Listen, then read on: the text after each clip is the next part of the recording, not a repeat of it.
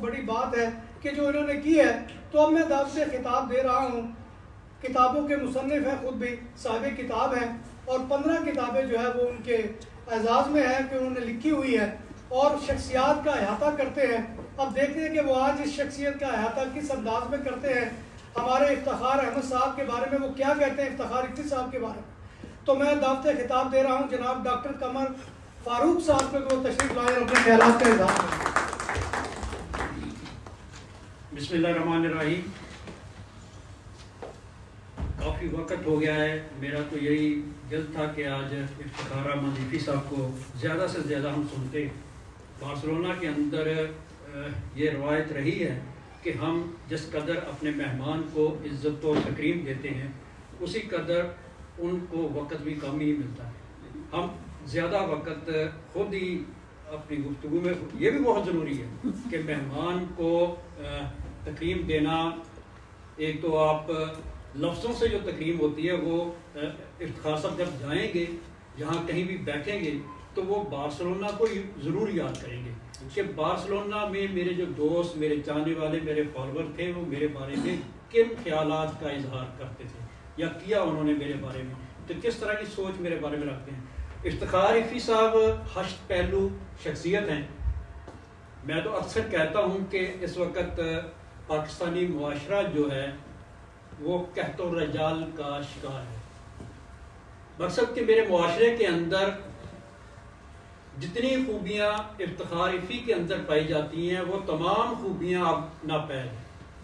نہ میرے معاشرے کے اندر ایک بڑا ادیب ہے، نہ میرے معاشرے کے اندر بڑا شاعر ہے، نہ میرے معاشرے کے اندر بڑا اداکار ہے، نہ میرے معاشرے کے اندر بڑا مقرر ہے، نہ میرے معاشرے کے اندر کسی ایک بات پر کھڑا ہونے والا کوئی شخص ہے جو نظریے کی بات کرتا ہو، جو سوچ کی بات کرتا ہو. میرا معاشرہ آج ایک کتاب کا متمنی ہے، وہ کتاب جو معاشروں کو پروان چڑھاتی ہے. جیسے مرزا صاحب نے اپنی شروع کی گفتگو میں کہا کہ الہامی کتابوں نے بھی معاشروں کی تعمیر کی ہے، انسانوں کو کردار سازی کا سبق دیا ہے، درس دیا ہے. اسی طرح ان معاشروں کے اندر، جس معاشرے کے اندر ہم رہتے ہیں، یورپ کا جو معاشرہ ہے، اس کو پروان چڑھانے میں بھی یہاں کے ادیب اور دانشور کا ہاتھ ہے.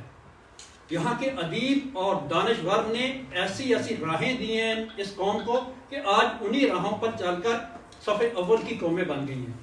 ایک وقت تھا جب میرا بر صغیر، میرا پاکستان، پاک و ہند بھی بڑے بڑے ناموں سے منور تھا. کس کس کا نام ہے؟ ایک تو انہوں نے اپنے مرشد کا نام لیا. اشفاق احمد صاحب نے اپنی پوری زندگی درس و تدریس کے علاوہ اس قوم کو بنانے کے لیے خرچ کی. انہوں نے گو صوفی کا رنگ رکھا، لیکن ان کی تعلیمات اسلام کے مطابق تھیں. تعلیم جو دی انہوں نے قوم کو وہ قرآن اور حدیث کے مطابق تھی. گو انہوں نے معاشرتی طور پر جس طرح محسوس کیا کہ یہ بندہ، آج جب میں افتخار افتی صاحب کی کتاب پڑھ رہا تھا تو اس میں بھی میں نے اس چیز کو محسوس کیا، اور کل سے جب میں ان کے ساتھ ہوں اور بڑی شدت سے میں نے یہ محسوس کیا ہے، کیونکہ میں اس معاشرے سے ہوں کہ یہاں میرا واسطہ کتاب والوں سے رہا ہے. تو ہر سطح کا، چاہے وہ کوئی بچہ ہے، کوئی بڑا ہے، کوئی صاحب علم ہے، کوئی صاحب علم نہیں بھی ہے، بالکل اسی طرح ملتے ہیں جیسے سامنے والا بندہ ہوتا ہے. یہ خدا داد صلاحیت ہر بندے میں نہیں ہے. آپ نے دیکھا ہوگا بہت سارے لوگ علم کے تکبر میں بھی رہتے ہیں، علم کی عاجزی میں رہنا چاہیے، علم کی محبت میں رہنا چاہیے، لیکن ہر بندے کا اپنا اپنا ایک انداز ہے.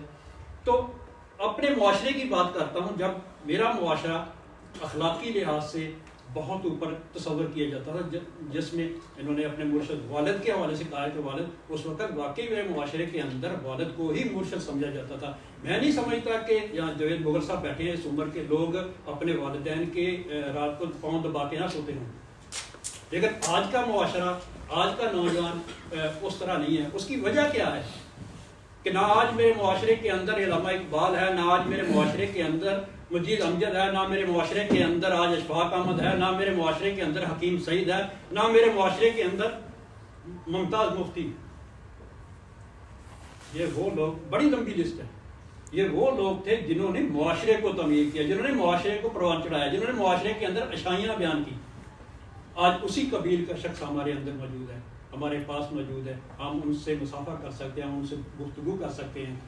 تو گفتگو تو بہت زیادہ ہو سکتے ہیں ان کی کتاب کے حوالے سے، ان کی شخصیت کے حوالے سے. ان کی شخصیت کا جس طرح میں نے کہا 8 پہلو، ابھی تو میں نے ایک پہلو پہ بھی بات نہیں کی.